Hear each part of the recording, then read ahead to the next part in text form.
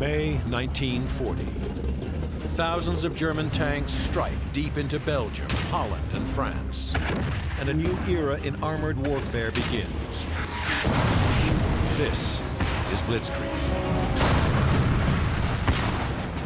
Move fast, hit hard, move fast again. The Allies, stunned by the speed of the attack, send thousands of their own tanks to meet the advancing Panzers. Once that armor starts rolling, it's damn difficult to stop it. For the first time in history, two giant armored forces clash.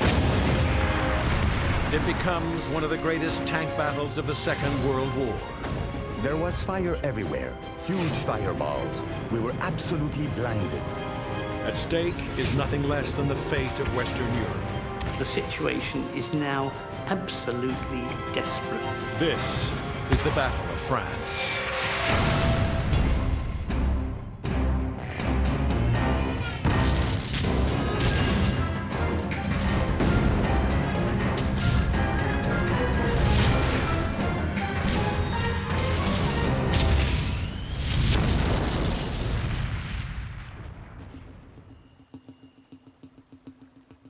Sedan, France, on the Meuse River near the Belgian border. This pleasant rural countryside is dotted with crumbling concrete bunkers. Stark reminders of Europe's dark past, a time when the entire world teetered on the brink of disaster.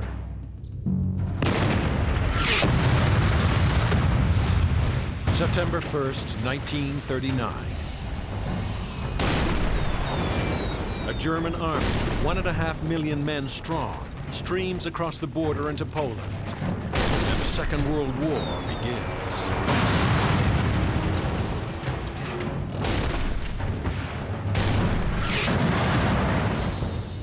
Already, Hitler's forces have annexed or conquered large swaths of Eastern Europe. In the spring of 1940, he turns his attention to the West. But the Western Allies are ready.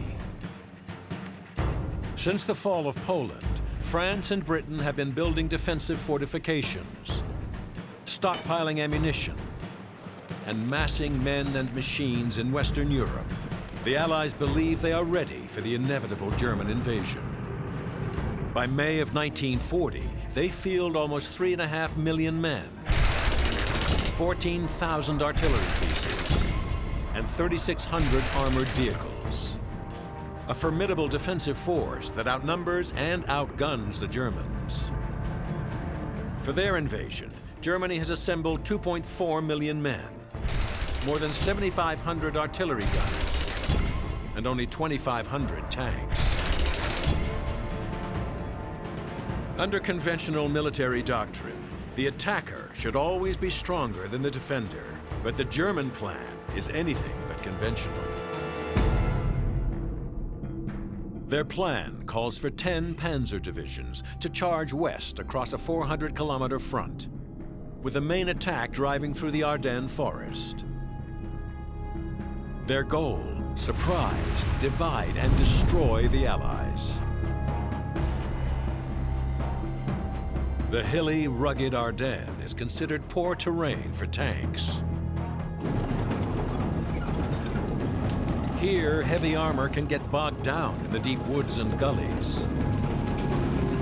It's one of the most unlikely places for a panzer attack, and for that reason, it's perfect. At no point the French High Command was prepared to suffer an attack in the Ardennes. The speed and ferocity of the German attack catches the Allies off guard. Still clinging to military tactics of the First World War, they are ill-prepared for General Heinz Guderian's new form of mobile armored warfare, the Blitzkrieg. Guderian and all the young Panzer generals, they understood that speed and mobility and confusion are the key elements of this strategy. Creating a center of gravity, breaking through, piercing through it, then break out and create confusion and terror so the enemy's army collapses.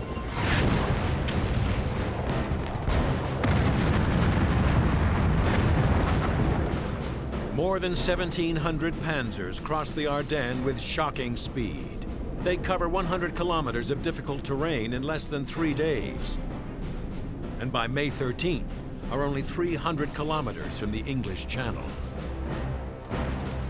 Reeling from the German attack, the Allies send all available forces east to intercept the Germans near the Meuse River.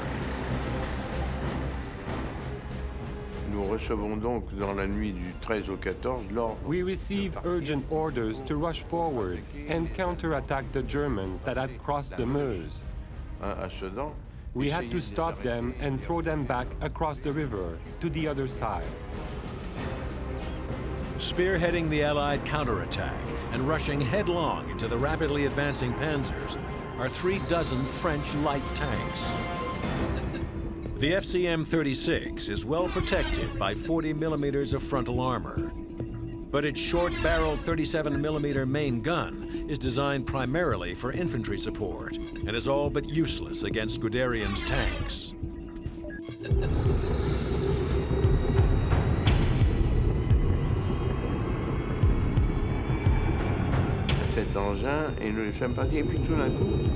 All of a sudden, we saw clouds of dust. We were surprised that it was German armor. It wasn't just 2 or 3. It was more like dozens of panzers, and they were armed with cannons, with long barrels.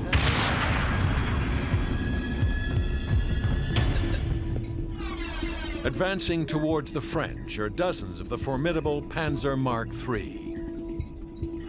It is armed with a long-barreled 37 millimeter cannon, giving the Mark III much more killing power than the French tanks. We take the shell, we put it in the cannon, we aim, and we fire.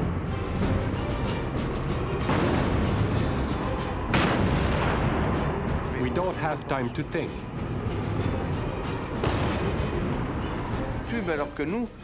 But we couldn't pierce their armor.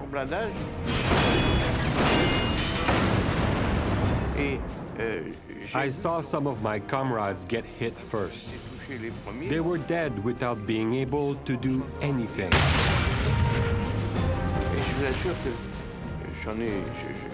It's awful to think that there's nothing you can do to help them. But they just couldn't defend themselves against the larger and more powerful German cannons.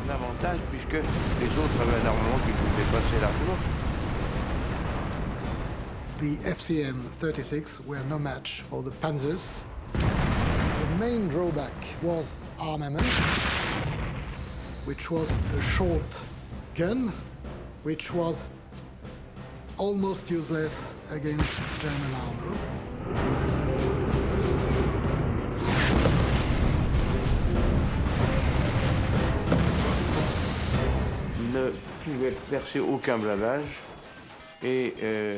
Our short cannon could not pierce their armor. All we could do is try to blind the drivers of the Panzers in front of us.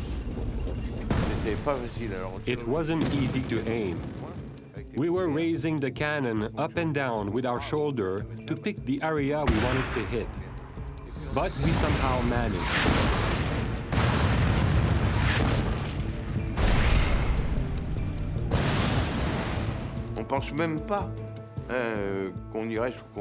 We don't even think if we're going to make it or not.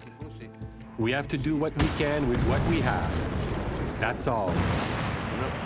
If we get killed, then so be it. When shells hit our armor, the steel turns bright red. Inside the tank, shards of metal would fly out, pieces that were red hot and piercing.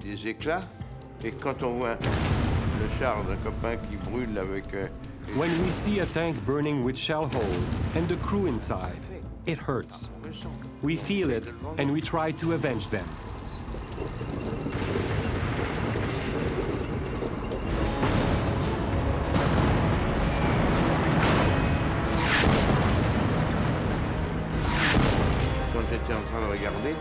While I was looking, a German shell hit our turret. It didn't go through, but it shattered the periscope and it fell on me, knocking me out.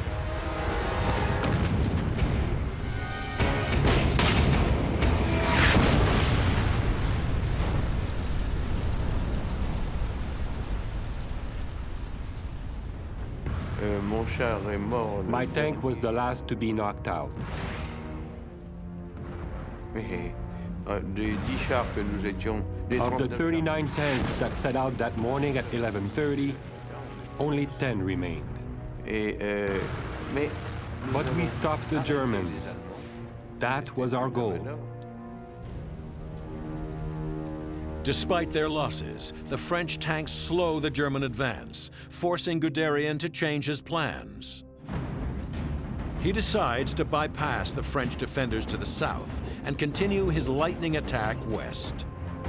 But as the German Blitzkrieg cuts a narrow swath westward, its flank becomes increasingly extended and poorly defended. The French realize that this is just the break they need and send 2 battalions of their heaviest tanks straight into the vulnerable German flank.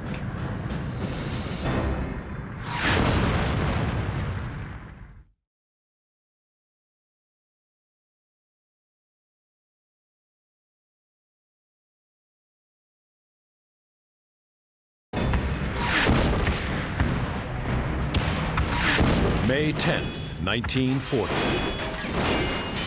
Determined to dominate Western Europe, Hitler launches a massive blitzkrieg into Holland, Belgium, and France. The Blitzkrieg, from a German point of view, was just the war of movement. They always tried to move fast, hit hard, move fast again. And create confusion and terror in the backland of the enemy, so the enemy's army collapses. In just 3 days, the Germans advance more than 100 kilometers through the Ardennes forest. And the Allies, caught off guard, send all available forces east to meet the onslaught. Although their light tanks are outgunned and they sustain heavy losses, the French manage to blunt the German attack, forcing them to change their plans and proceed with their advance to the west. Guderian's panzers cut a 30-kilometer swath deep into France, but at a cost. His flanks are now overextended and vulnerable. On May 15th, the French attack the Germans' left flank, aiming to capture the strategic high ground at the French village of Stonne. The small village of Stonne was crucial. It was crucial for the Germans to hold it, to secure their bridgehead, and also their move westwards. For this critical battle, the French have deployed 68 of their most formidable weapon, the heavy Char B1 BIS tank. The most feared Allied tanks for the Germans, I think the most feared is the French Char B1, a massive bulking tank with 60 millimeters of armor. The Char B was the nightmare of the German tank crews. Les jours de combat, il faisait très beau. The day of the battle was very nice. It was ideal for us. We had great visibility from our tanks. We could see far into the fields. Le 15 mai au matin, We had to go into Stonne on a scouting mission. But we didn't have a radio at the time, so we were on our own. We not only had to fight the Germans, but we had to prevent them from getting past us. Going up the hill, we didn't see anything. No sign or contact with the enemy. As we continued to advance, we still didn't see the enemy. So we had to keep our guard up while we moved forward. We first made contact when German machine guns on the water tower opened fire and started shooting at us.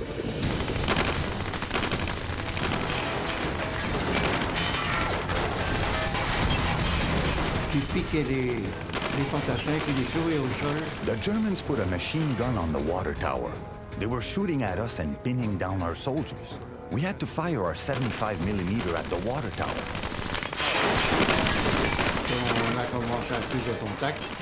So I drove up to get closer. I had to get into position to fire on the machine gun nest, so we could knock it out. On n'était pas fait pour ça, les chars.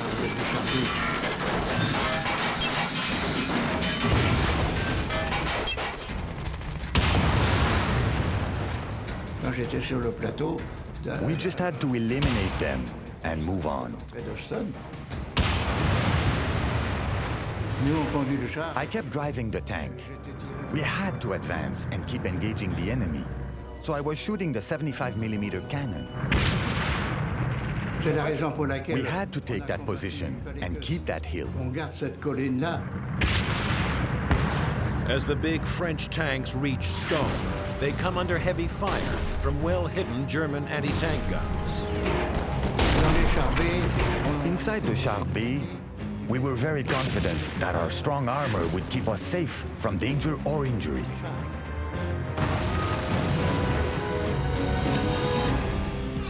Nicknamed the Colossus, the Char-B-1 is protected by 60 millimeters of frontal armor, making it virtually impregnable.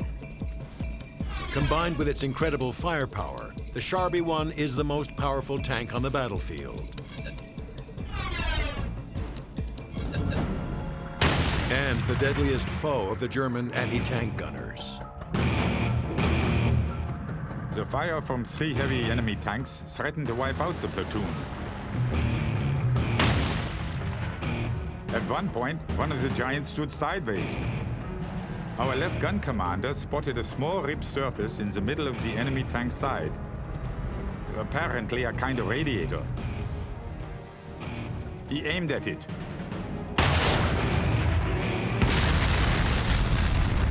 A jet of flame shot out of the tank. Now the 2 field guns fired only at those little squares in the side of the 32-ton enemy tanks. pour les signaler, quoi. At that moment, I decided to release a smoke shell so we could escape from there. Arriver à sortir de là. Et à la sortie du Coming fumigène, out of the smoke, there was an anti-tank gun right in front of us. He was getting ready to fire at me, but he didn't have time. I was too close and I couldn't fire. There was only one thing to do. I had to drive my tank over it. et puis lui passer pour le... The crew of the anti-tank gun were raising their hands. I couldn't fire at them, so the tank commander took care of them. Au canon, je ne l'ai pas tiré au canon 75, le chef de chasse s'en occupait, lui. Et je suis rentré à la base. We left the village and went back to our base, lucky to be in one piece. The French flanking attack at Stonne fails, and Guderian's panzers continue to push through the Ardennes, virtually unchecked. To Guderian's north, at the spearhead of the German advance, is the elite 7th Panzer Division, led by Germany's most famous panzer commander, Erwin Rommel. By May 14th, Rommel and his tanks reach the Belgian village of Flavion, their last obstacle before the flat, open country leading to the English Channel. If they can break out here, Rommel's highly mobile panzers will be just a few days from the coast, threatening to split the Allied armies in half.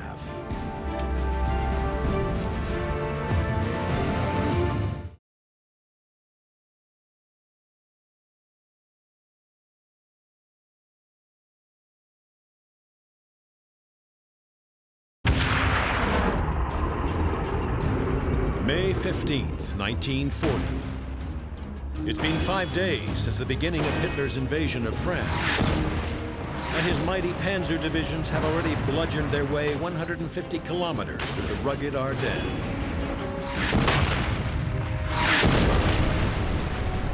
Repeated attempts by French armor have failed to stop the German Blitzkrieg, and they're now 250 kilometers short of their objectives along the English Channel. Leading the way is Erwin Rommel's mighty 7th Panzer Division, who are on the verge of breaking out of the Ardennes and into the panzer-friendly Belgian flatlands. In desperation, the French rush 170 tanks of their powerful 1st Armored Division north to head Rommel off near the Belgian village of Flavion. But the French advance is slowed by tens of thousands of refugees who choke the roads and block their path. We had to cross a crowd of refugees. It took us 5 hours to cover just 5 kilometers. The fields were filled with a crowd that was completely lost and insane. Bit by bit, the French managed to push through the human chaos and finally reach Flavion. The French tankers are exhausted and now critically short on fuel.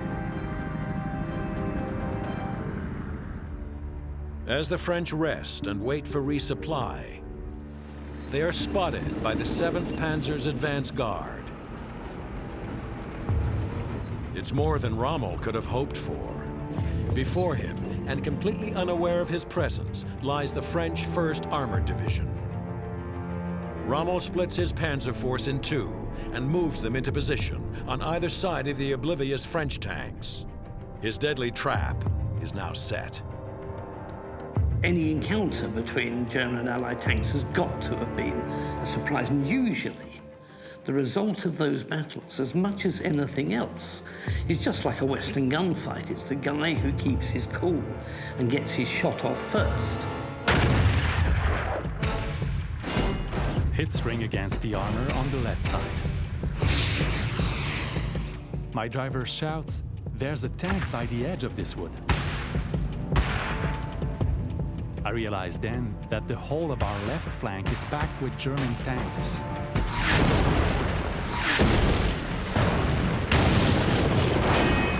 What the Germans did was to build circles around them, move around them and shoot on them from every side.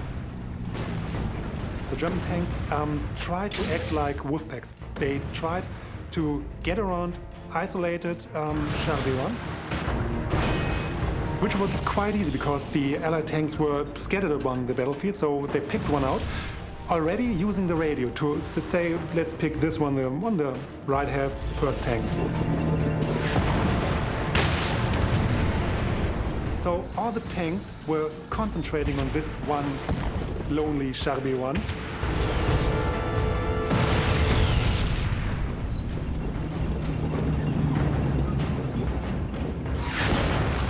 Surprised and low on fuel, the scattered French tanks are all but helpless against the Panzer ambush. After some minutes of battle, each French tank was fighting for itself, and at most for the tank on his left and the tank on his right. Red flashes and a crash on our armor. One shot strikes the side door, which bangs open, half mangled. Imagine, you are a tank commander. You are alone in your turret. You have to lead your tank. You also have to man your gun. You have to sight. You have to choose your enemy. You have to fire. And you have to do everything. You are like a tambourine man inside a coffin of steel.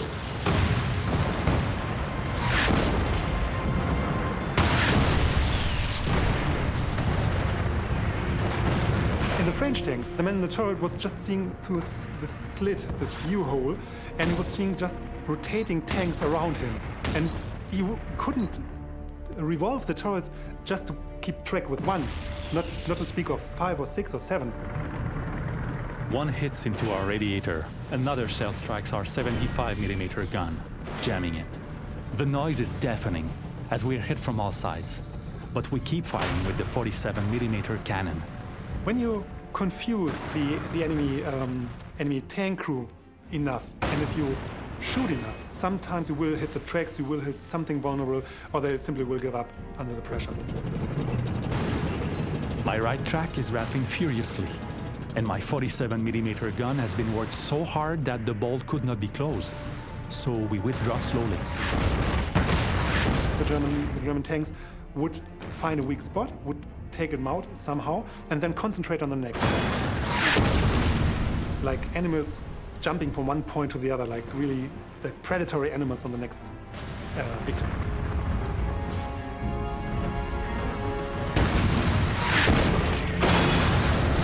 L'Avion is a terrible place for the French tank force.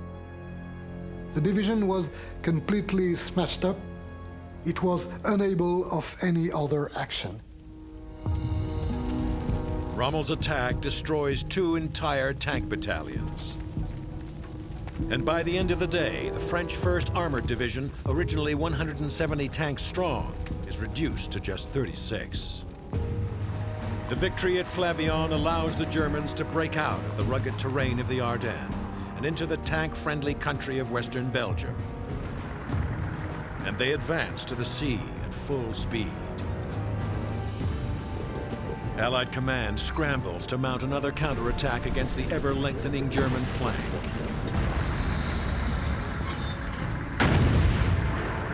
And now the stakes are even higher. If the Blitzkrieg can't be stopped, all of Western Europe will be lost.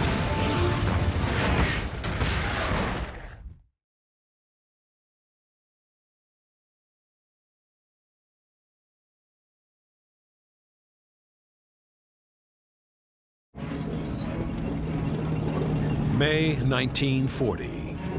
Allied armies fight to stop the German invasion of Western Europe, but it's a losing cause. After almost obliterating the French 1st Armored Division at Flavion, General Erwin Rommel's panzers break out into the open country of Western France and Belgium and race almost unopposed towards the English Channel. The French High Command, desperate to stem the German onslaught, quickly tries to reorganize their armored forces at Stonne. Their mission is to slice through the German southern flank and cut their lines of communication and supply. But 5 days of constant German attacks have taken a heavy toll on the French. Their army is racked by severe disorganization, and at the last minute they call off the attack. But in the confusion, the message doesn't reach the 49th Tank Battalion. And on May 15th at 5:30 p.m., without artillery or infantry support, they begin their advance towards the German line. With our 5 tanks, we emerged from the woods. We were surprised by an artillery barrage. But we had to go through it, although we couldn't see. There was fire everywhere, like huge fireballs and huge chunks of earth. We were absolutely blinded by it all. We got beaten up. We had to look for a way out. So at that moment, we began to assemble into line formation and throw ourselves into the attack.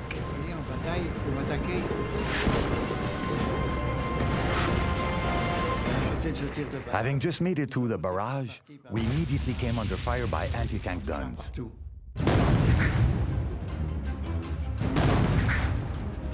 The French have driven straight into a trap.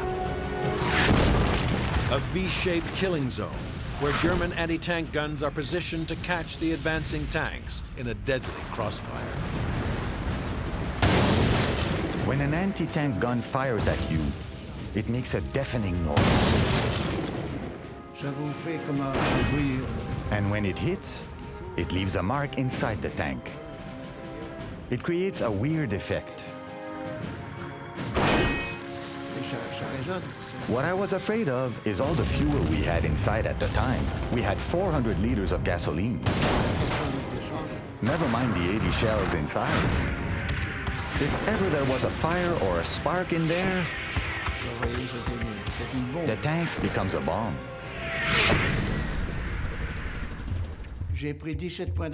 I got hit 17 times from the anti-tank guns. 12 on the right, and 5 on the front. When an anti-tank gun fires at you, it creates a long flame. So I was able to detect them like that. When I saw a flame, I turned around because I wanted to aim where it was coming from. They couldn't turn and run away, so I aimed and fired. I destroyed 3 anti-tank guns.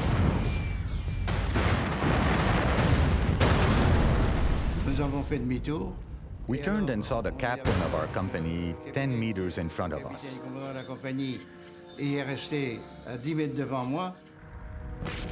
His tank had gone down a ravine and got stuck in a stream. The driver was killed by a shell that went through his hatch.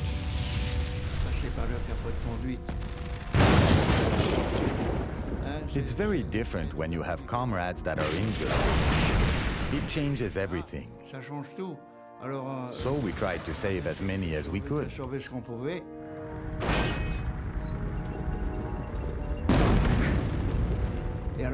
We turned around, and there was another tank commander.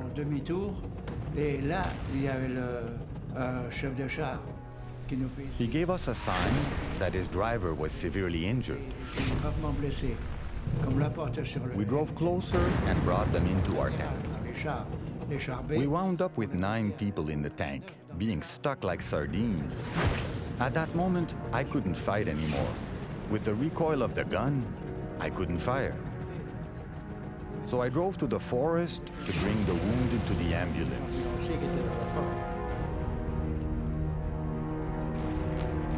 The French attack fails, and the German Blitzkrieg continues rolling west towards the sea. The formidable Panzer columns now seem unstoppable. The Germans, they were always up there, they were always pushing, they were always scaring people, and you never quite knew how and where to react to that. Once that armour starts rolling, it's damn difficult to stop it.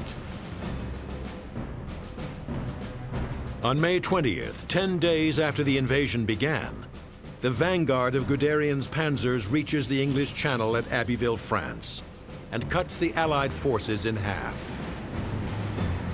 The situation for the Allies is dire. They must relink their armies before the Germans can bring up reinforcements. And they prepare for one last do-or-die attack. It will be the decisive tank-on-tank clash in the Battle of France.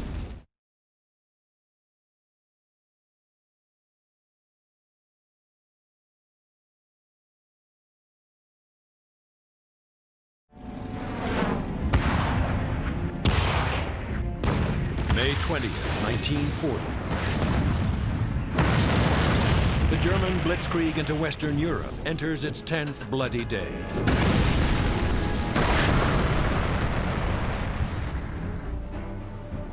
The vanguard of Guderian's tank force reaches the English Channel, cutting the Allied armies in half. But the Germans' speedy advance has left them a thin and weakly defended Panzer corridor. And hoping to exploit this, the Allies mount one last assault aimed at smashing through the German flanks. The plan, a pincer movement near the city of Arras, with British tanks attacking from the north and the French from the south. But the plan falls apart when the French army, fatally weakened by 10 days of continuous fighting, fails to reach Arras in time for the attack. Without the French, the Allied tank force is reduced by almost half, leaving them with only 2,000 men, 48 field guns, and 88 tanks. It is a small force, easily outmatched by the tanks of Rommel's 7th Panzer Division.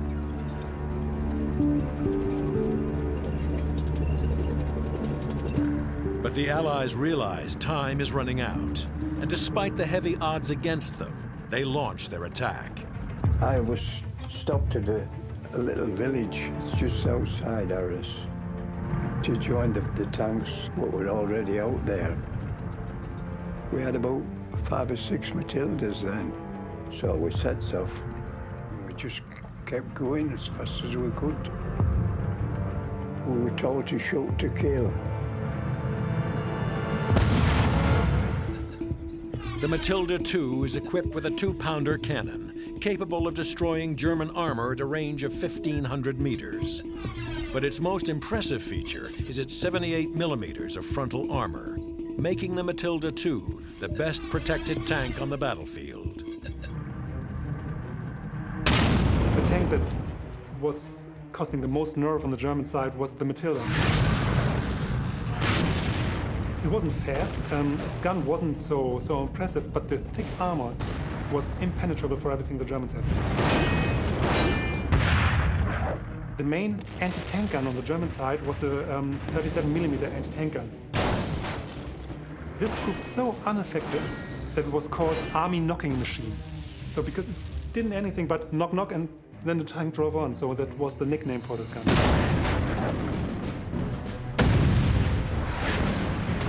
With no way to stop them, the Matildas overrun German positions, sending panic through the lines.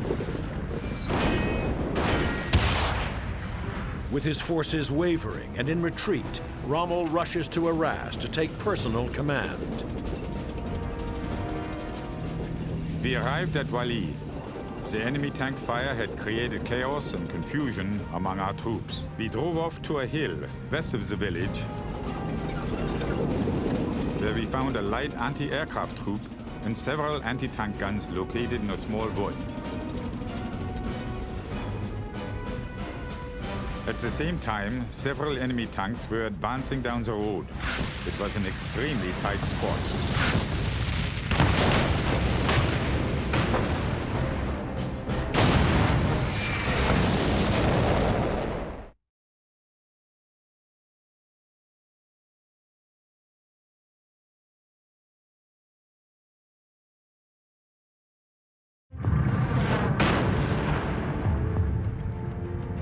May 21st, 1940. In a do-or-die bid to stop the Nazi invasion of Western Europe, the British attacked German positions in the French city of Arras. We just kept going as fast as we could. We were told to shoot to kill. British Matilda II heavy tanks lead the attack and easily eliminate the lighter German armor.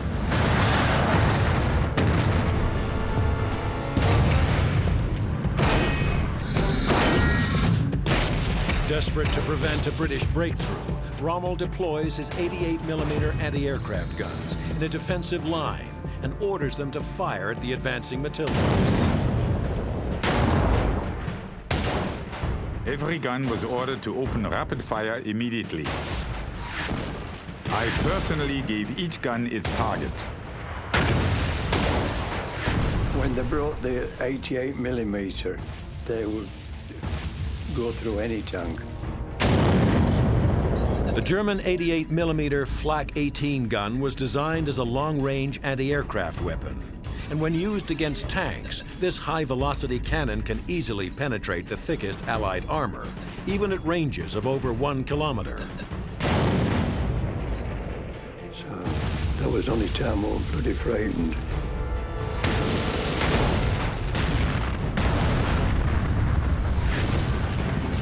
With the enemy tanks so perilously close, only rapid fire from every gun could save the situation.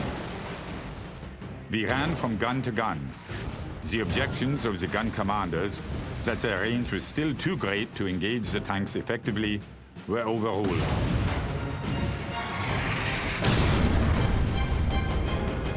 All I cared about was to halt the enemy tanks by heavy gunfire.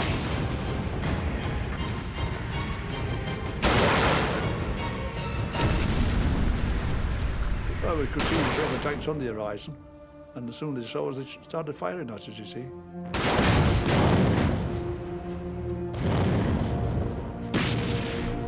One or two of our tanks got blown up, you see, just like that. can see him now, one of the tanks, backing up this road and shooting with his machine guns. And then, that was it. Soon, we succeeded in putting the enemy tanks out of action. We now directed our fire against another group of tanks attacking, setting fire to some, halting others, and forcing the rest to retreat. I had a mate killed in one. He wanted had his head shot off. Tank commander, he'd open visor, blown his head off. So that was a bit sickening then.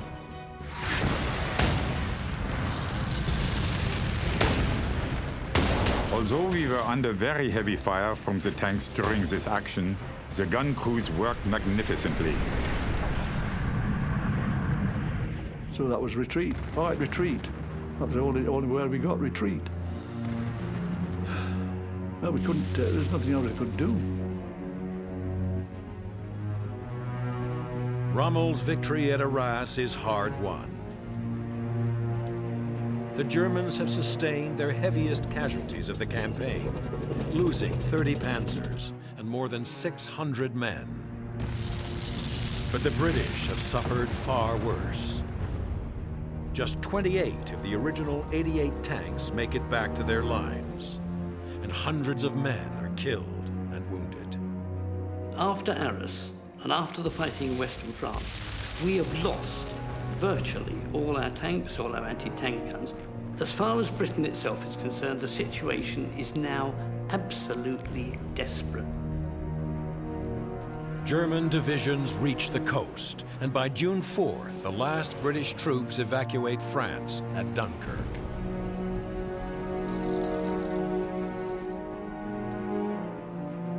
Three weeks later, France surrenders. The quick and decisive German victory is a testament to the power of Blitzkrieg. And most crucial to their success are their mighty Panzer formations. In 1940, the tank has come of age. The tank is now the leading player in the ground war.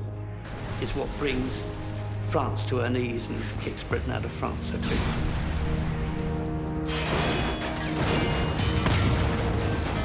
A huge number of soldiers have lost their lives for the defense of France, especially in the tank forces. All the men have fought fiercely with hope that their action would stop the enemy.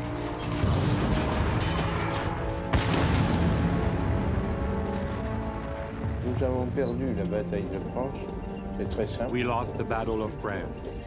We were simply overwhelmed by the enemy's equipment. We had nothing to go against this mass. Perdre la guerre. Losing war is one thing. Losing hope is another. The fall of France is considered one of the greatest military victories of all time.